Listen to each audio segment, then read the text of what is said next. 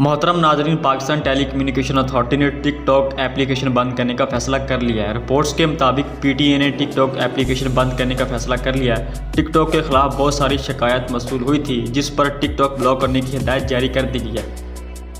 PTA का मजीद कहना है कि टिकटॉक के खिलाफ गैर इखलाकी मवाद के हवाले से शिकायत मौसूल हो रही थी।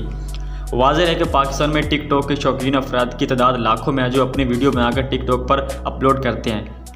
इसी दौरान हज़ारों नौजवान ख़तरनाक अंदाज में वीडियो बनाकर ऐप पर डाउनलोड करते हैं, जिसके बाद 1 साल के दौरान दर्जनों नौजवान अपनी ज़िंदगी की बाजी हार चुके हैं।